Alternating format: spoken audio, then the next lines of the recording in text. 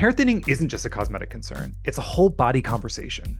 In next week's episode, we're talking with Nutrafol, the #1 dermatologist recommended hair growth supplement brand, about how stylists are becoming true hair health advocates, one client at a time. To learn more about the brand before our episode, head to Nutrafol.com/stylist. Hey everybody, I'm Kelly Ellers. I'm Jeffrey London. And this is Volume Up by the Teas. All right, we're here. You were off a hot minute, Jeff, but you're back. Was off, was gone, was then interviewed, which was very strange. But now we're back to the regular format. So, gang, you're here for our normal bullshit, which includes some quick updates. Yeah. No. We've got a team member that likes to think. She tells me that I'm a Disney adult. I refuse to believe it. Although that hurt. I don't know.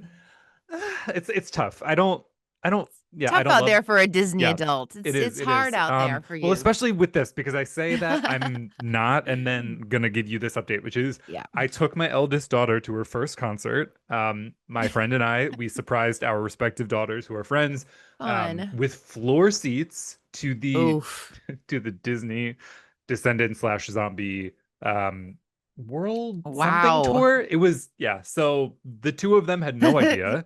They did never been to a concert, certainly never been to floor seats, complained about not being closer. Oh, of course. And had to be like, gang, it costs money to get closer, sis. Like, and also like, I don't want to get any closer to these people. Like I was already so freaked out by the whole, like, never felt older in my life.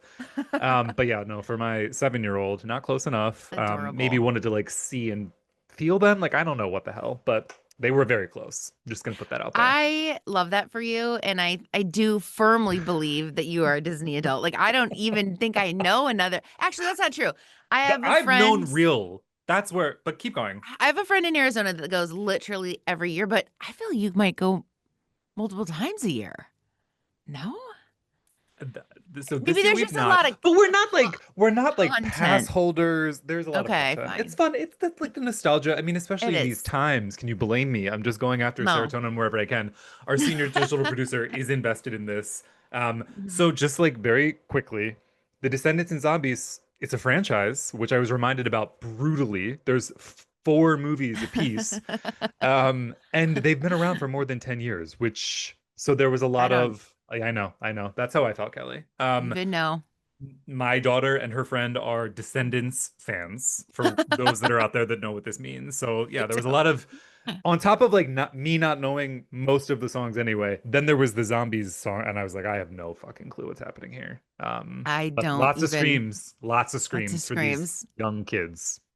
You know what? You're a really, really great dad. You bring a lot of joy into your children's life. It's as evidenced by me via your Instagram. Well, and yours. I'd like to point out the other thing here is I didn't have a single drink, not one drop, and there was alcohol, but I couldn't get to it, and that was where it was even tougher. So there's that. Yeah, you were not catching me there without a double. It was not by choice. It was really just because, my God, the lines for everything. Yeah, that's the thing. In true Disney form, gang. Yeah, make it better. Did you get swag? Because you're a swag I love him. guy. I love merch. The merch line was too long for me. Whoa. I was like, I'm not doing it. Because we were talking, we're like, we'll split up. Like, one parent will stay with the kids, and it was too much. I'm like, not for this shit. This swill. Also, like, it was derivative Eras Tour merch. Like, they were very clearly inspired in air quotes. Okay. So then it was like, do I want Disney Descendants Zombies as Taylor Swift merch for my kid? Nope. Like, I don't. Nope. Yeah. So we just So between that and the alcohol, did get a churro. That felt right. Of course, because I don't think there's a line too long for you in a churro. There wasn't. Turns out. Anyway, what about you? A long churro, disgusting, just in Disney style. Stale as hell. Again, in typical Disney style. But enough about me and my exploits. What about you and your bird watching? How's that been going for you? It's fantastic. The thick of summer, so I'm imagining. Fantastic. Yeah, it's great. Couldn't be Although my better. one problem is, I've got the feeders, right? And they're on like a Huh? pole that like Hmm. reaches over, right? And then Hmm. the bird feeders here. And they're supposed to be like squirrel protected bird feeders. I don't believe it. No, Yeah. those fuckers can get into anything. They really can. Okay, so I was like, I got this. Mm. So my first thought was like, you know what? I'm gonna go get some Pam. I'm gonna spray. The I'm gonna pole? spread the pole. And I gotta tell you, it worked for a while because I looked out the window and I saw a squirrel's tiny little hands just screeching down.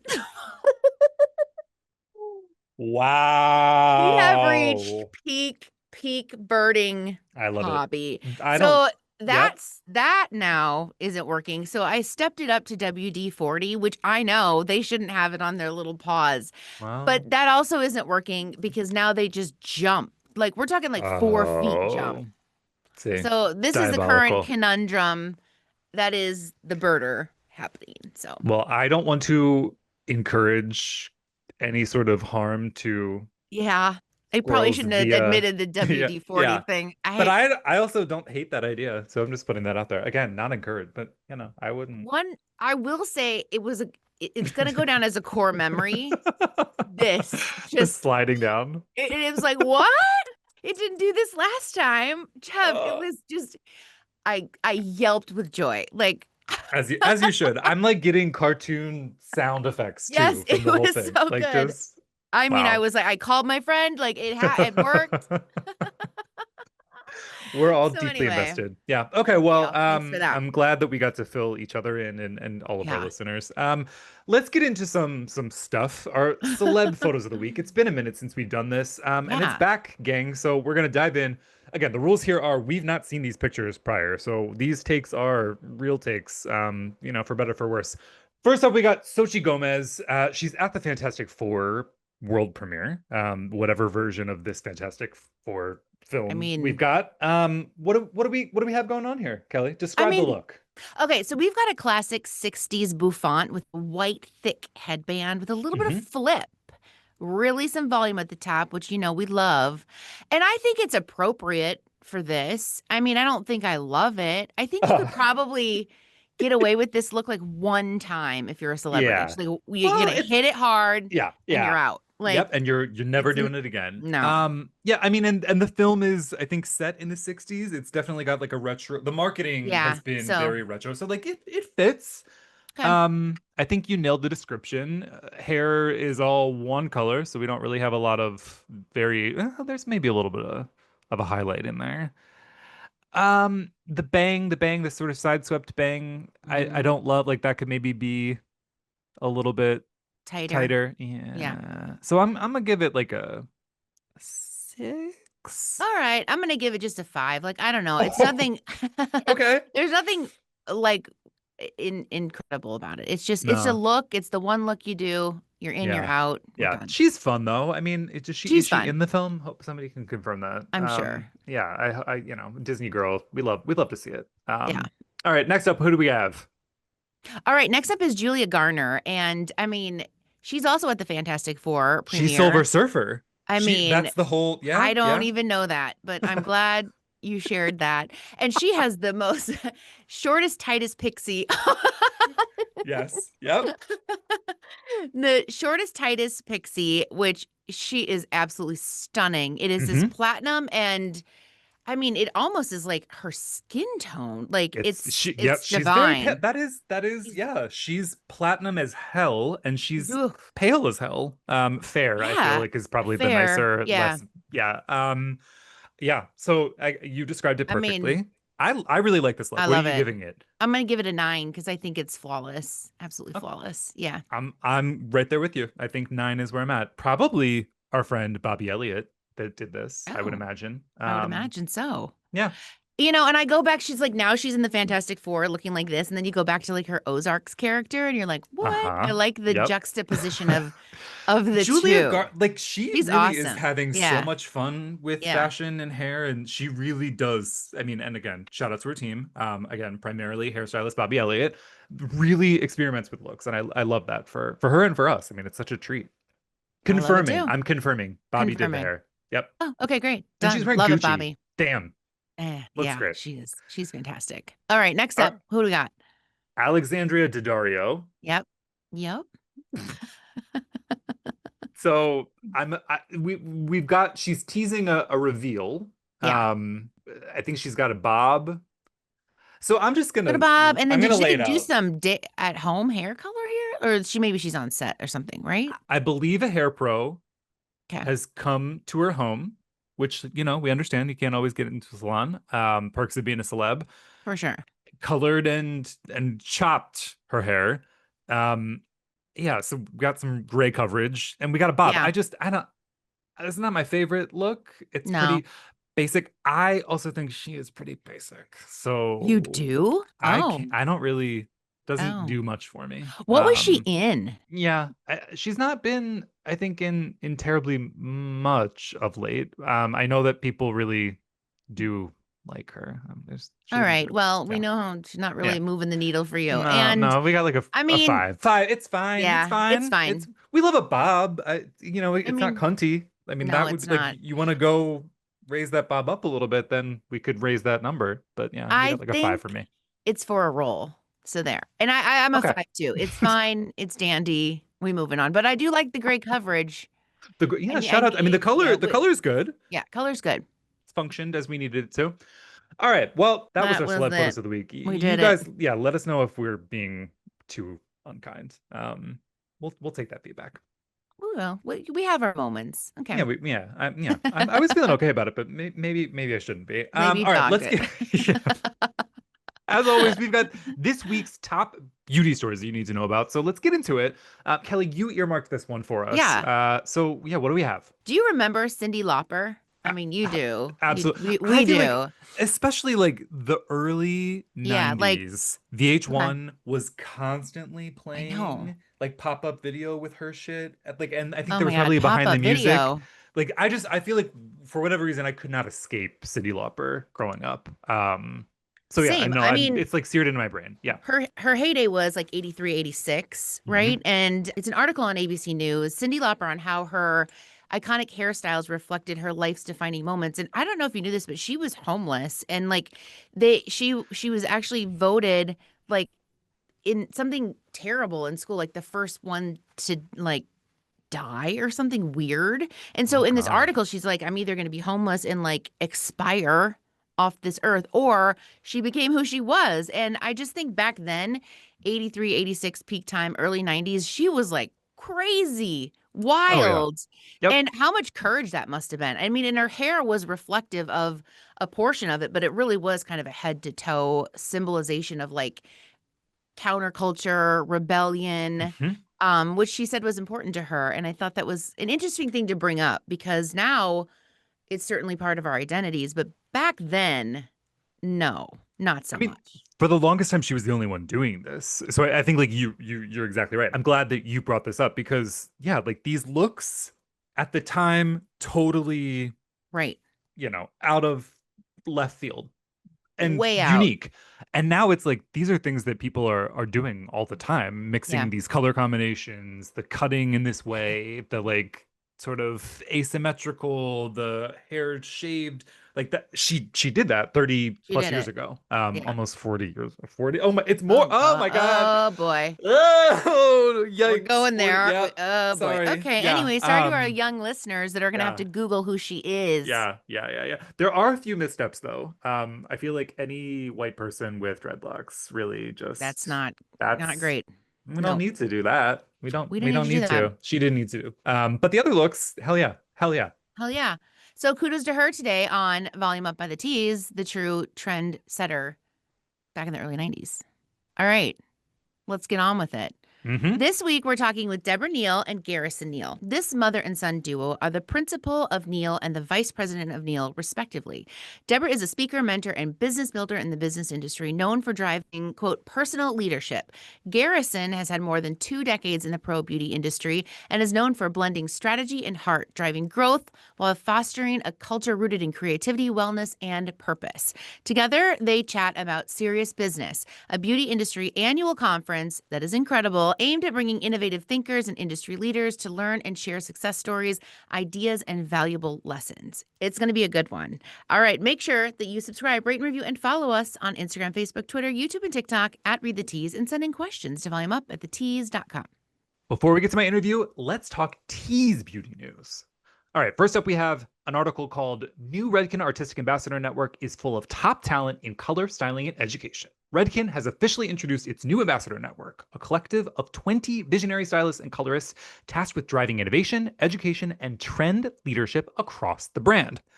Redken's Artistic Ambassador Network brings together a mix of established hairstylists and rising talent, each selected for their influence across areas including editorial styling, cutting, color, and textured hair.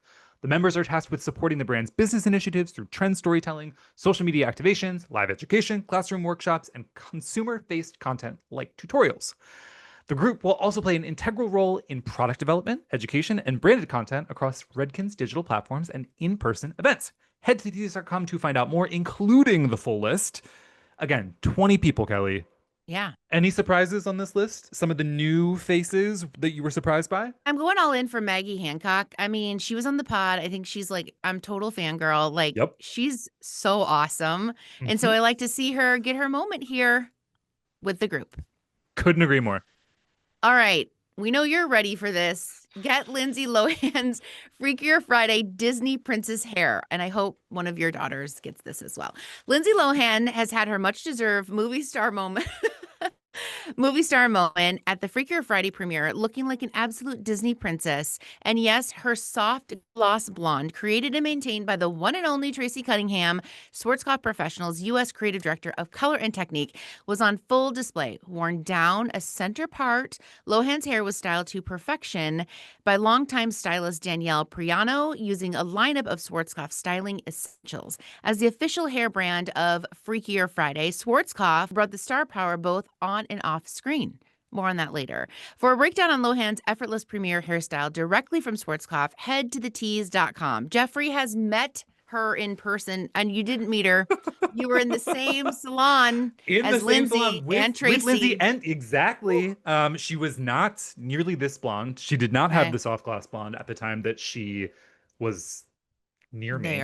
I was there with her. Oh, dang. Yeah, I know. This is such a big thing. I mean, like, we talk about it on thetease.com. Obviously, it's a Lohan-essence. It's a big deal to millennials. I mean, she's like fully back in her best iteration. I'm so happy for her. I know that so many of our listeners and our audience is similarly happy. Like, it feels good to see her doing well. So, I mean, and she went through a lot of shit, just like some others in pop culture. So yeah, I mean, this article really, if you want to get that look, and who doesn't, go to it, because we got all the steps, and go to our socials to see how good she looks, because there's a lot of content out there. Yep. Thank you so much to our contributors and our editors for this week's beauty news. And don't forget to check out more stories like these over on thetease.com. Now stay tuned for Jeff's interview with Debra and Garrison Neill. Debra Neill, principal of Neill, is a speaker, mentor, and a business builder in the beauty industry. She's known for driving personal leadership and elevating the beauty community through education and inspiration. Debra is the Chief Energy Officer for Serious Business, a beauty industry annual conference aimed at bringing innovative thinkers and industry leaders together to learn and share success stories, ideas, and valuable lessons. Garrison Neill is the Vice President of Neill Corporation, the company behind the award-winning Paris Parker Salons and a leading Aveda distributor across the South. With more than 2 decades in the professional beauty industry, Garrison is known for blending strategy and heart, driving growth while fostering a culture rooted in creativity, wellness, and purpose. He also plays a key role in producing Serious Business, one of the industry's most respected leadership and education events. Through this platform and his work at Neill, Garrison is helping salon professionals unlock their full potential with forward-thinking approaches to recruitment, education, and long-term career success. Debra, Garrison, we got 2 on the pod today. This is not every day. I'm very excited about this. Welcome to Volume Up. How's it going? Good. Thank you. Great. Thank you for having us. Oh, no, we are thrilled. This is going to be a good one. I do just want to put this out there. If we could, what is your relationship to each other? If we could just get that out of the way. Well, Debra is my mom and my mentor. I love this. This is maybe a first for Volume Up. I think we've had some family members, but maybe not mother-son. We're going to get into it. So if we could, Debra, tell me how the heck you fell in love with, if you did, maybe you didn't, the beauty business. How did you get exposed to it? And then we'll get to Garrison. Well, I've been in the beauty industry for 47 years. And the way I came to, you know, really what attracted me is I was this 13, 14-year-old girl in Kansas in a rural community. And actually, it was publications a lot like the Tees, except they were in print.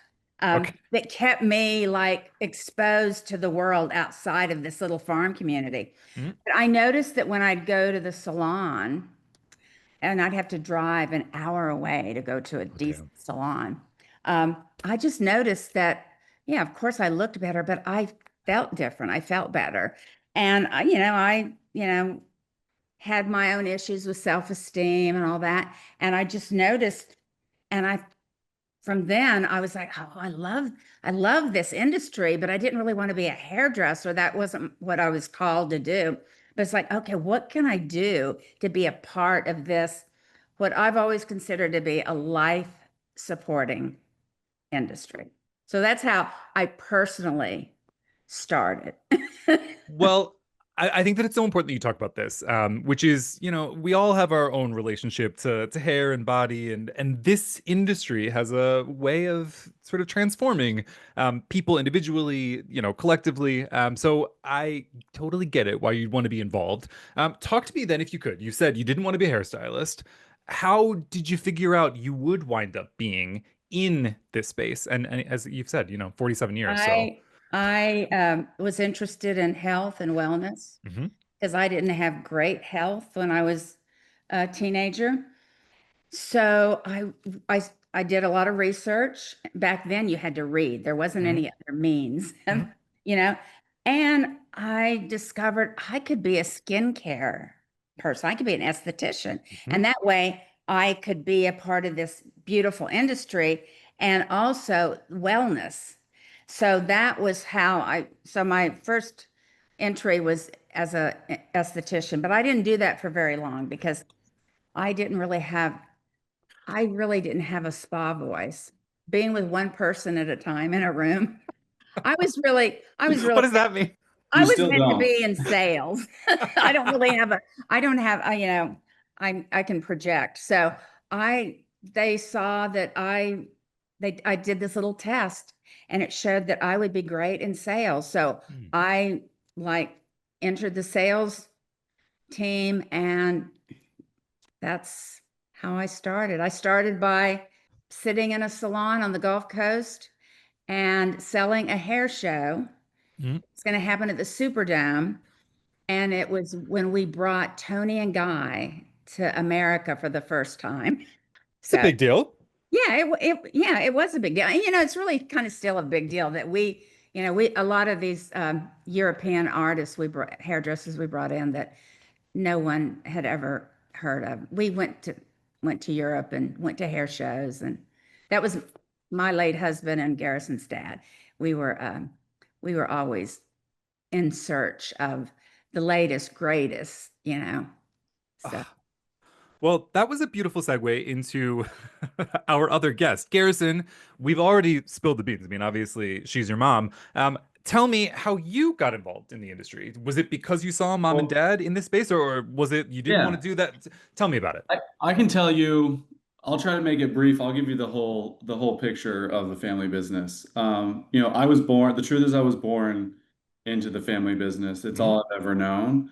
And, today I'm vice president of our salon division and of Neil Corporation as a whole, which I'll Mhm. tell you all the things that we do. But, I always just looked up to my dad as an entrepreneur and a leader and looked around the room and saw, the way he spoke to our sales team, to all of our employees, and even our customers. I mean, it was like a big family and it was really fun. Mhm. And so, yeah, I always knew I wanted to be in the family business, but it started in the 40s, mid 40s, by my grandparents, Harriet and Abner. And so it's a family business. I represent the third generation.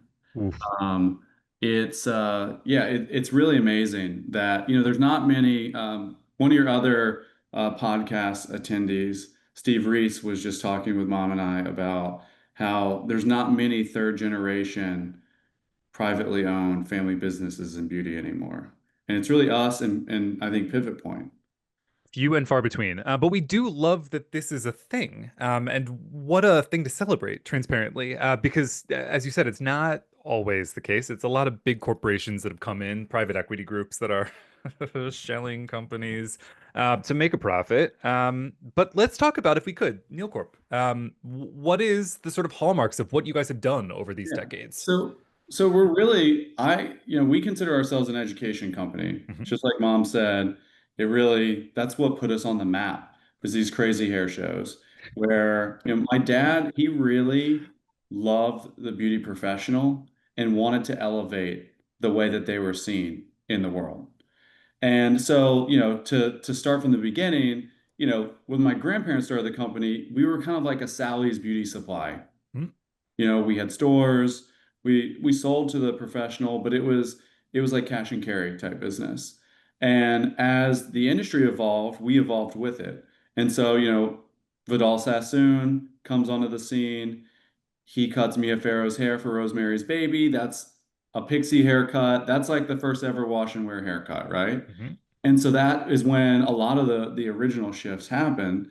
And what happens is, we went from a time where our grandmothers or great grandmothers would get rollers and sets and go to the salon, every week or every other week, and then they Yeah. wouldn't really mess with their hair. Yeah. Well, precision haircutting meant you could go to the salon and get a haircut that then you could go home, shampoo, condition, and style it yourself. And so the things that had to become true were you had to have retail in the salon if the consumer was going to now take it home and do it themselves, the same tool as a professional. And then also we really we needed technical education. So that's when we were doing a ton of education. And so, we've always been an education distribution company. Mm. So, we started, we've been with mom, they were before I was alive, but we were the first $1 million distributor for Redken. I know now it sounds like $1 million distributor Right.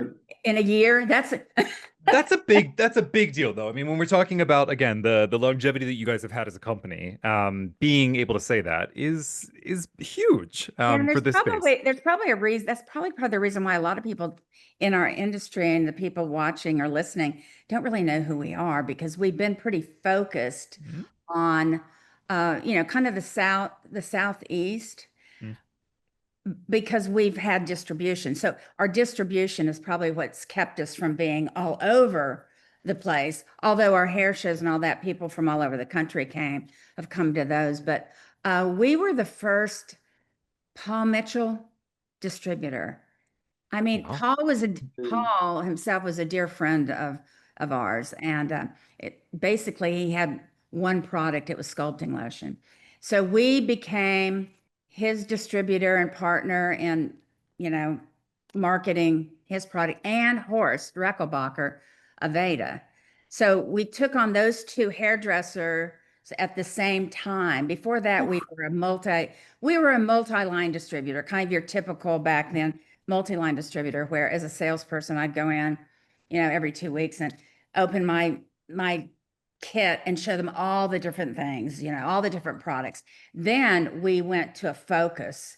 So we had a sales team just selling Paul Mitchell and Aveda. So it became, very, like I said, very focused. And then ultimately we became an Aveda only, what's called an Aveda concept distributor. We were first ones to do a lot of these things. Turns out, Deborah. Yeah, it did. I mean, you're talking about a lot of evolution over a number of years in, just a couple of seconds. I do want to ask you a little bit about, you are yourself often described as a mentor and a motivator. You've talked about some heavyweights in our industry with whom you had direct contact. Talk to me about mentors or people that helped to motivate you along your career, if you could.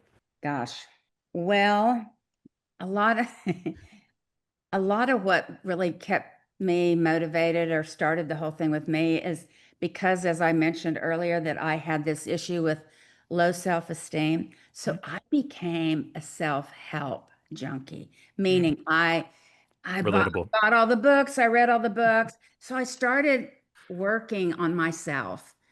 And I'm as many like gurus out there, personal development gurus that I expose myself to. I always wanted to be my own guru. Mm, honest. Which, well, and when I say that, I wanted to lead my own. I didn't want to necessarily. So I took all that I learned, and I still every day, there's certain people I follow, and there's new people I follow, and that's how I kind of stay motivated too. I've just always had a passion for being, the cliche, all that I can be. Not a cliche when I mean we all I think we talked about evolution a moment ago. I think in culture, much more understanding of ourselves as projects, it being a process, ongoing discovery, and so you were ahead of the curve from that perspective. You often talk about leadership. I want to ask you, what is leadership to you? And then Garrison, I want you to chime in too, because you've seen obviously mom and you referred to your father as well. But let's start there. Leadership from your perspective, Deborah, if you could. Well, I think that leadership is really influence, your capacity and ability to influence. And I also go by the philosophy that in order to be a good leader, an effective leader, you first have to learn to lead your own life effectively. So leadership to me has always started with how am I going to lead me? I'm really the only person that I can truly lead. And then the others is really influence. So Garrison, what do you think? Yeah, I was gonna say, Garrison, do you subscribe to this same Yes, philosophy? Do you absolutely. It's like differ? I even talk to my kids about like what it means to be a leader, and it's about influencing. And the other thing is I think leadership and like especially like as my generation starts leading in our own respective industries, it's kind of like seems like big shoes to fill sometimes. Mm, Especially with me, like, so I'm one of seven. So my oldest brother, Edwin, is our CEO. Mom's the chairman of the company, but six of the seven of us are all working together. wow. Whether it be in the beauty school, we own 18 beauty schools called the Aveda Institutes from Seattle to New York. I run the salon division, which is called Paris Parker Salons, and then we have the Parker Barbers. But, my brother Edwin, he's my half brother, has been running the company for the last 20-ish years. And, so he's kind of like he's a mentor of mine too. Mm, And the thing that I've been just exposed to all this stuff, whether it be serious business or we run a program called Neill Quality College. And like some of the things that's so nice about leadership today is like this, like you have to be the best at everything and command and control is like out. That is not what it takes to be an effective leader. And if you do that, you'll fail. And so it's really about connection drives results. And mm, I learned this from a friend and mentor of mine, Michelle Johnston. She's actually spoke at Serious Business last year, but like it's all about connecting with your team and the people under you, and those connections are that's how you can drive them. And I think it's so important too, because like she's speaking outside of our industry a lot, but mm, like for what we do in beauty, it's like we have to understand what our team's goal is. What are their personal goals in life? And then we hold them accountable to reaching their goals. That's how I see a lot of what I do in leadership. And then there's like some really basic things that I really love, like the five dysfunctions of a team. I talk about this all the time. But let's talk about them because I don't know that I know them. well, so the five dysfunctions of a team is a model that really it starts with trust, which honesty is one of my core values. And so it's when you start with a place of trust, it's the whole foundation for the whole relationship and how the team works together. And so we talk a lot about this idea of trust and how it can make you feel safe Mm, or not safe and comfortable. So like this idea of safety versus comfort. Like you can have a safe conversation with your boss that's uncomfortable. That's a okay place to live. The problem is when you're not safe in the conversation because then you don't surface the real truths. mm. Yeah, and if you're always looking for comfort, Yeah. It's yeah. There's ultimately not very much growth and comfort. Yeah. Talk to me a little bit about that, Deborah. That resonates certainly with me. I don't know that everybody feels that way. There's this big Well, phenomenon, you might be familiar with it, of soft core, soft living, is popular at the moment. People are sort of interested in comfort. Why is maybe that not ultimately best well, serving them? and look, there's nothing wrong with comfort. And I think that you can live a life that is filled with a lot of comfort, but Sure. not expecting every interaction and everything to be comfortable. Come on. It's just not reality. Um, I think that I mean there's so many different kind of mind shifts that I think that we, not just in our industry, but all of us as humans need to constantly be using, as our mantras, as our philosophies to really to navigate the world that we live in. Well, Garrison was talking about, 5 uncomfortable. Maybe could you share some of these mantras that you'd encourage people to sort of embrace to have Uh, a mindset shift if you got a few handy? yeah, I mean, I guess an old thinking would be to make a plan and stick to it. And the current thinking is adapt and pivot Hmm. with Hmm. grace. Because when you release the need to control, it really does everything. It's the response. Then you're responding with intelligence and resilience. And I think that a lot of us are like, oh, it's everything's scary and it's overwhelming. Well, the new thinking could be, well, it's a question for self. What can I learn or discover as a result of this? And you go kind of from fear to curiosity. Ooh. And if you think about, I always use the child and, got all these grandchildren, and I watch them, they're fearless and they're full of curiosity. So it's almost like we need to recapture some of that curiosity because therein also, and curiosity is where creativity often Mhm. lies. So, I mean, I'm kind of I follow the Stoic philosophy of, you know, there's very little that we can control. I can barely control myself, you know? So, Yep.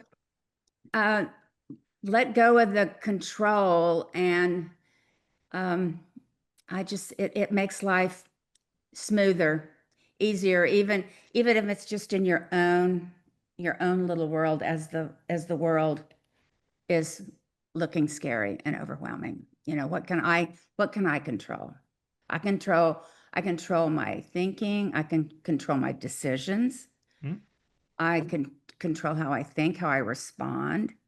And really that if we do that, um, I guess, for hairdressers though, if there was one thing that I think that hairdressers probably we could all use to get Yep. better at, and that is being present. Ooh. Presence. Yeah. I think that we really the we're hardly ever present. We're usually in our heads and look, with the hairdresser and their client, Mhm. the most effective and the hairdressers that I think make the biggest difference, not just technically, but with every client they touch, are the ones that are so present for their client sitting there in the chair. And So that has people that retains clients. So I saw you responding a little bit to that, Garrison. If people are not watching, they're not picking up on the cues. How do you feel about that? I mean, I certainly that lands right for me. There's so much competition for particularly hair pros' attention when they're behind the chair. They got to do a million other things, and they're maybe not present. How do you feel about sort of being mindful, being present? Mom and I were talking about you can tell, I'll reference this a lot. We talk a lot. I like it. But we were talking last week about our partner in our barber shop. He has a brain injury that he got about 5 years ago. Wow. And it's made it to where he now can't multitask like he used to. But what it's done is it makes him, he slows down, but he's now totally focused. So he's got so much more intention in everything that he's doing. And the conversations that he's having with clients in his chair are profound. And like I'm literally getting text messages from friends who have gone to our salons or barbershops for years that when they sit in his chair, they're having like a life-changing experience. It's not because his haircuts are that much better. It's because he's fully present with them while they're there. Wow. Yeah. So Jeffrey, I guess you can hear that we have a real deep commitment to personal and leadership development.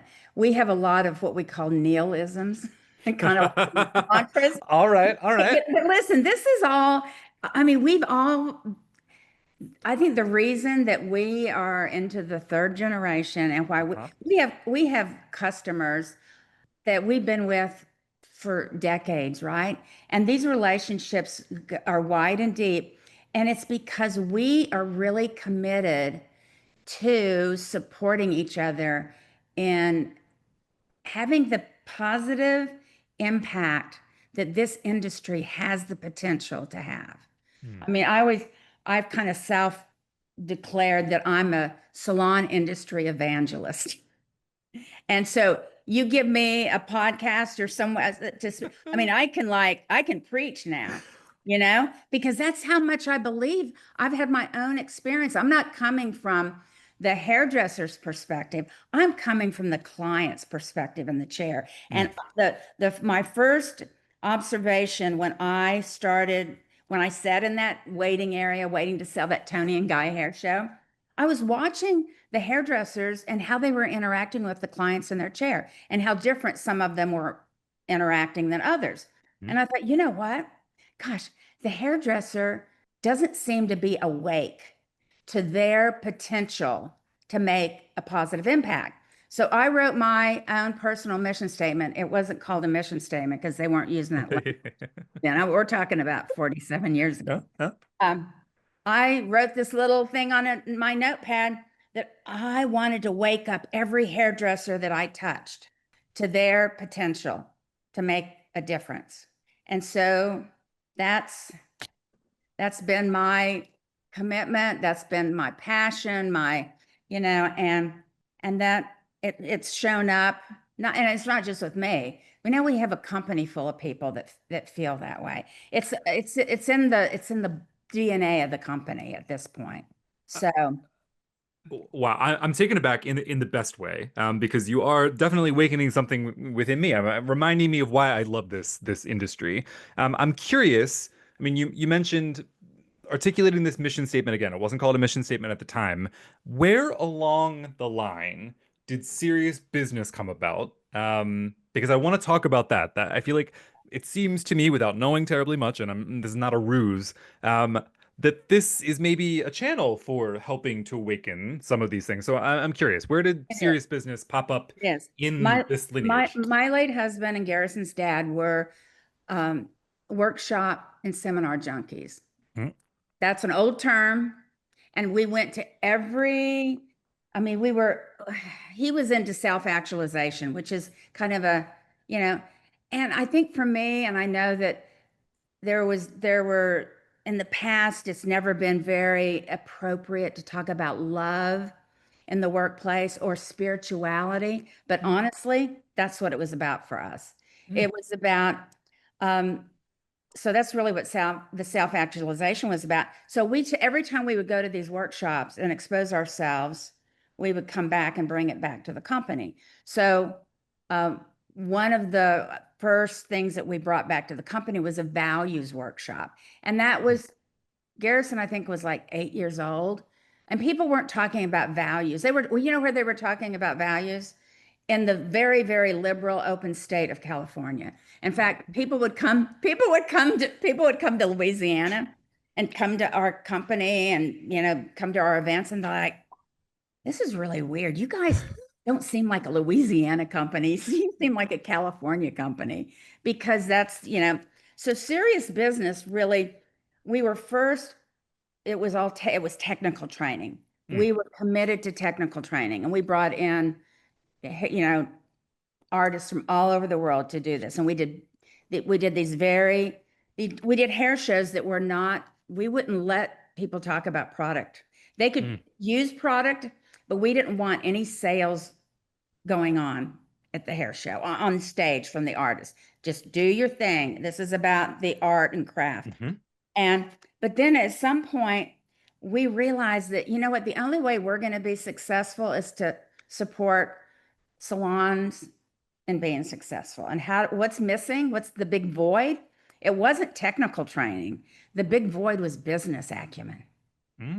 So we 27 years ago, we created Serious Business, and it was really Edwin, my late husband's brainchild. And he was like, we're going to get really serious about business in this industry. And we started bringing in people, not just in our industry, but also authors and speakers and leaders outside of the industry to speak. So our tagline at Serious Business is to expose, evoke, and evolve our thinking. So that's in a nutshell. And, you know, I think that is interesting, Jeffrey, for context. I mean, a lot of people think Serious Business is just about business, like how to grow your salon business, your P&L. It's like, so what is it about, Garrison? It's really about, you know, another Neillism is personal. Don't you love that? Neil, we've got our own language. That was something a long time ago we were taught, that you have to have a common language so everyone understands. So we created our own common language. Back to this connection. Okay.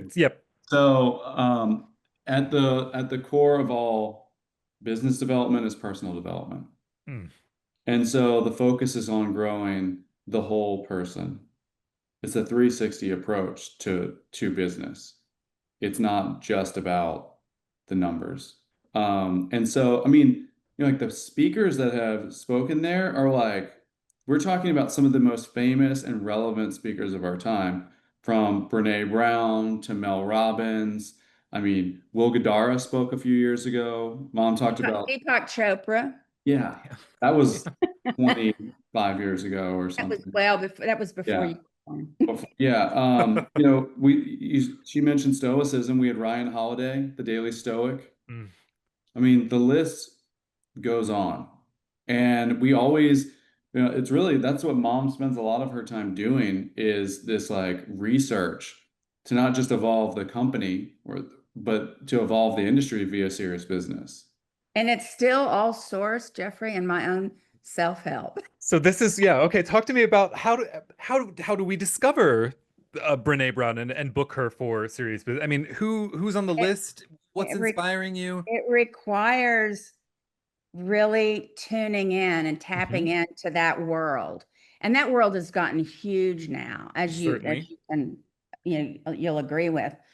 And it was doing, back in the day, it was doing a lot of reading, you know, business books, leadership books. But what we started to notice is that it started that business development was really all pretty much sourced in leadership development. And all the so-called, what used to be business speakers and business authors were then talking about leadership, which is personal development. So that's why so much of our agenda now is, and we still have most of our business, our real pure business content at Serious Business is delivered by salon owners and people in our industry. So but otherwise, I mean, it's really not about best practices like it used to be.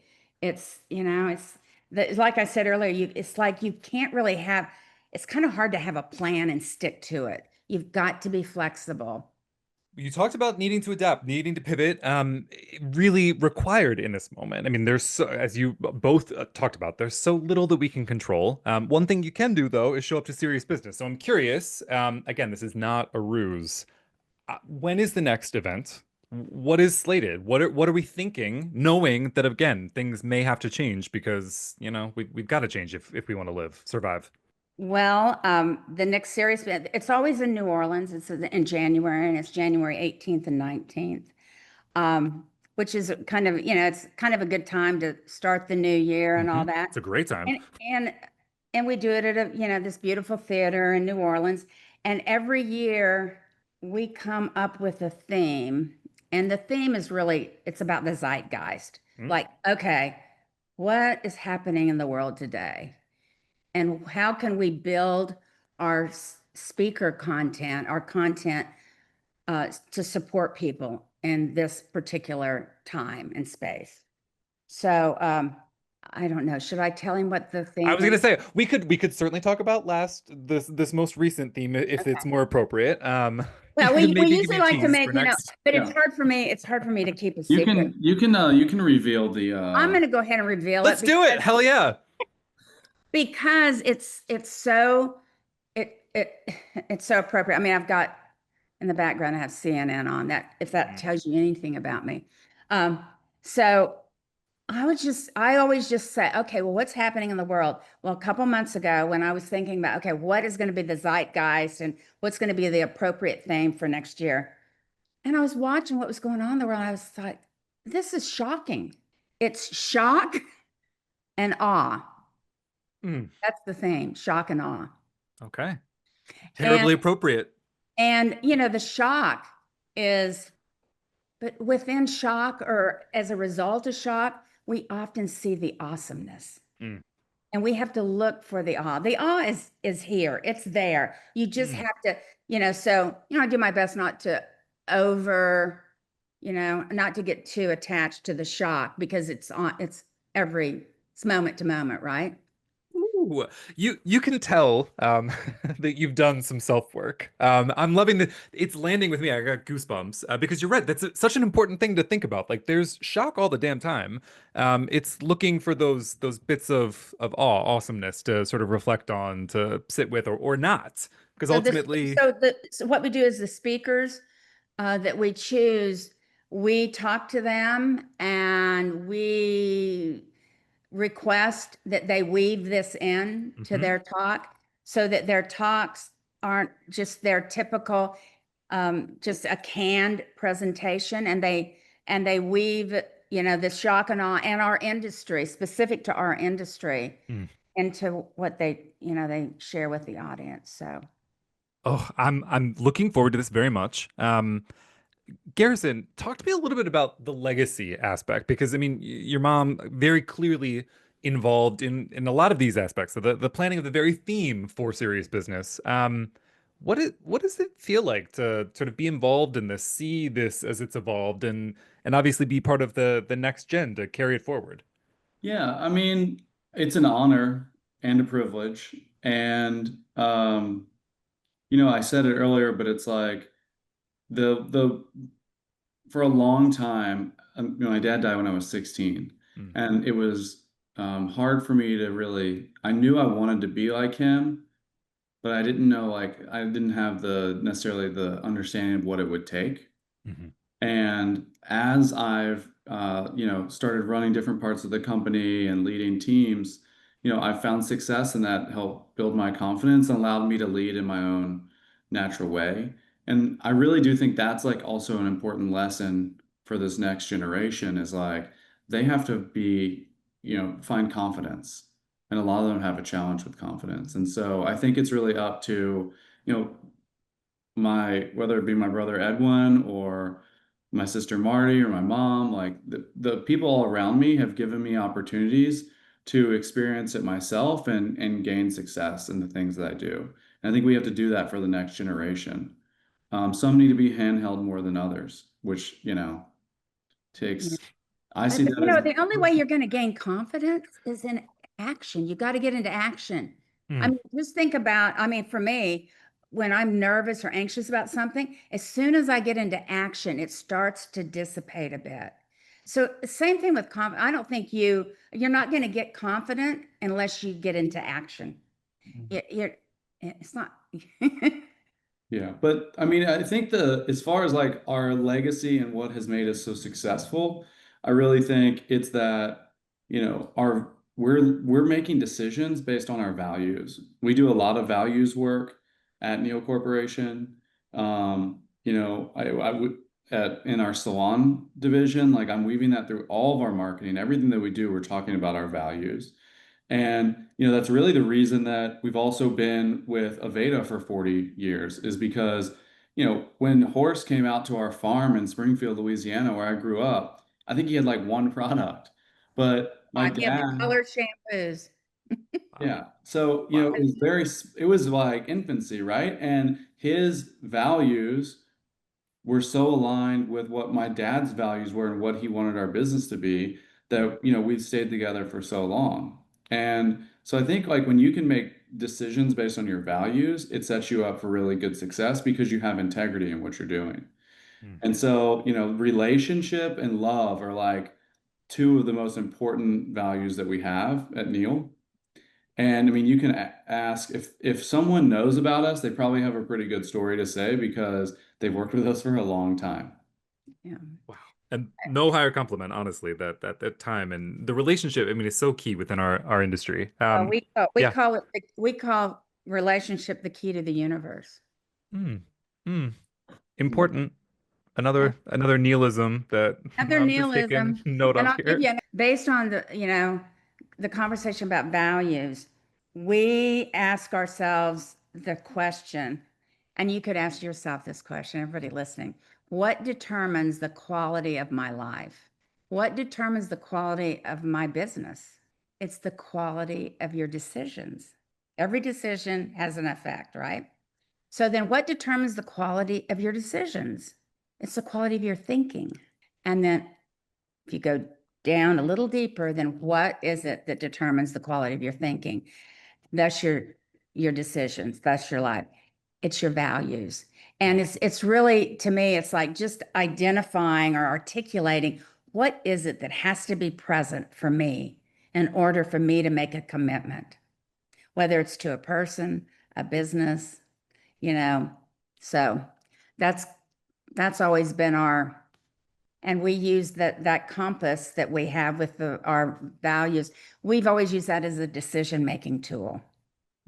So does this align with our values and who we say we are and who we want to be? Mhm. And so I think that's why we're still here after, for And why you will still 75 continue to plus be here. years. This is this is all making perfect sense now. I do respect your time. I don't want to keep you guys forever. You're running all of these divisions, as we've all been alluding to. Um, quickly, serious business. Where can people find out more information about next year? Very simply, you can go to Instagram, Serious Business Conference, click on, start following Yeah, it. serioussbusiness.net.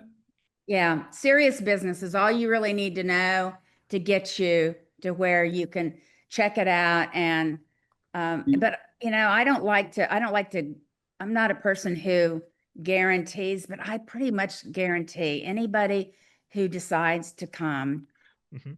will get a lot of value out of it. And I believe it. I mean, again, based on this conversation alone, I'm making a trip to New Orleans to make this happen okay, for perfect. next year. Let's get into our quick takes though, and then I will really leave you guys alone. I've got a lot to unpack now based on this conversation. I'm sure our listeners will as well, in a good way. But let's do these. So, first question, these are the questions we ask of everybody. And I want to hear from both of you, please. So, we'll start with you, Deborah. Is there a go-to song, playlist, podcast, album, audiobook that you listen to for inspiration, maybe when you're working, or are you silent when you're, trying to work? You can't have any distractions. Where are you at? It depends, but when I'm just like around the house, Mhm. the podcast that I love, probably going to surprise you.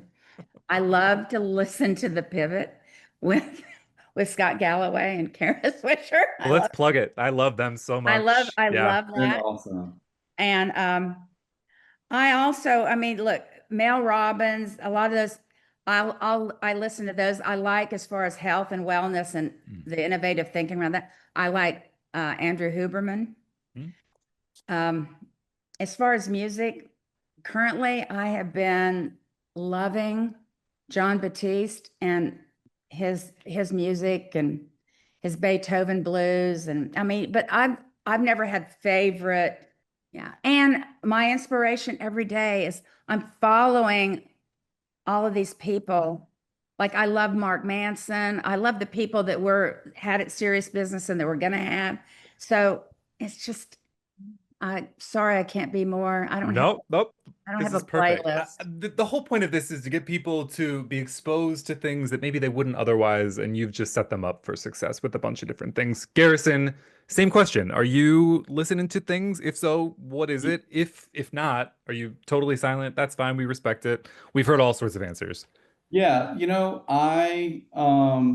I love soul music. But if I'm gonna listen to music while I work, I'm Mhm. listening to something like more like instrumental, like Minahin Street Band. They're on the Daptone label, which was owned by Sharon Jones. Like anything like Sharon Jones, Lee Fields, like Charles Bradley, like that's like the music that warms my heart. Mm. Um, a sentimental song to me is Imagine. It's my dad's favorite song. Oh, that's And so good. I'm a girl dad. I'm getting ready to welcome my third daughter into the world. So am I. Yeah, really? Congrats. Yeah, my oldest is 8, and we, like a lot of times at bedtime after we read a book, we will listen to Imagine. Oh, She loves that song. that's beautiful. Ah, Yeah. my oldest is 7, so we're right up in there, timing wise. So you have three? I do. I have 3 girls. Well, I will. Anyway, but not enough about me. Congratulations. Thank you, and congrats to you. Bucket list items in the next 6 months. If you could cross something off, Garrison, what would it be? Or maybe you've got something planned, in which case I want to know about it. Man, bucket I mean, list. you're gonna have a baby, so maybe nothing. Yeah, I mean, my Staying bucket sane, list sleeping. is, Gotta put that one on yeah, hold. Yeah, yeah. I'm yeah, I'm hoping to get some sleep. We have in the Aveda Important. world, we have Aveda Congress coming up. You sure do. Really excited about. My brother Tatum has he runs Elevate Hair, the platform, and he has Hmm. a presentation. That'll be my first trip after the baby comes, so I'm really looking forward to that one. Um, I'm You looking probably forward to don't that for realize you just too. how much you're gonna look forward to that. Truly. What about you, Deborah? Anything No, bucket list or what do you feel? I've never really been a person that We talked about plans, bucket lists. list plans. I used to do, I mean, we did all this goal setting and I've never really been, I'm, I'm more about intention and doing the right thing and the universe Mm, just kind of takes care of me. I no. I believe it. I believe it, and I'm sure that you are doing exactly those things. Um, Either of you, is there a current social media trend that you just don't understand? I mean, there's so many of them, so it's more a matter of pick your poison. Gosh, I don't know how to, really, I'm not on TikTok. Okay. Never have been. um, Um, I love Instagram. I use it a lot for like inspiration for things like design, whether it be my house or one of our salons or beauty schools that Mm. we're building. And I love food, so I'm on Instagram for those things. Um, but no, I don't really have no. no, I'm just trying to go with the flow and not resist all of this technical innovation and just like and not try to understand it. Just That's that freedom from trying to make sense of oh it yeah, is and so important. I'll leave you with this, Jeffrey. For me, I avoid using the word believe Hmm. because I think, and I would rather think than believe, because I think that our beliefs are actually what has gotten us in trouble. We get stuck in our belief system, and that keeps us stuck. So thinking keeps us open. You really are leaving us with also this whole episode is just like, oh, all right, nihilism, nihilism. Okay. All right. I'm liking that one. Last question, and I will let you both go. If you could have an unlimited supply of one thing for the rest of your life, what would you pick? Health and energy, energy probably. Yeah. I feel like Love, you've got a lot of it though. yeah. But Well, Yeah. I I want would that for you too, if you want that. Garrison? it's hard to pick just one thing. I mean, I think health, more time, more time would be 3 kids, business, family, life moves fast. Try to cherish every moment I get. And it sounds like the two of you and the collective have really tried to cherish and make the most of this time. I mean, again, 3 generations deep. Congratulations. It's been a thrill chatting with the two of you. Thank you so much for your time. Yeah. Come back on the like. I'm coming to New Orleans. I'll be at Serious Business. But come back. Let's do something. I might be at Congress now, Jeffrey, we started out. You didn't know who we were. No, I didn't. And now you never heard of us. Nope. And now I'm sold. you know us. You know us intimately. I do. I mean that genuinely. And honestly, that's only because of people like yourselves being as honest and open as you were. So I know that that's not easy or fun. Certainly not always comfortable. But something beautiful can come from it. So thank you, truly, both of you. Thank you very much. It's been a pleasure. See you in Serious Business in January in New Orleans. Hell yeah. All right, Jeff, I've known about Serious Business for a while, but I obviously have not had a one-on-two conversation with the two running it. And so that was great. I think they're doing incredible things. Neillisms. I remember that. Neillism and Debra's accent. Like such a delicious Southern accent. Anyway. I do love a Southern accent. And importantly, you're getting a discount. So we talked about this in the interview. You can get $50 off of your Serious Business tickets with code, all caps, Tease. So do it. Do it. Be sure to hit subscribe, rate and review, and follow us on Instagram, Facebook, Twitter, YouTube, and TikTok at Read the Tease, and send in questions to volumeup@thetease.com. Volume Up is a Tease Media production. This episode was produced by Monica Hickey and Madeline Hickey. James Arbachi is our editor and audio engineer. Thank you to our creative team for the custom Volume Up theme song and for putting together the graphics and videos for this episode.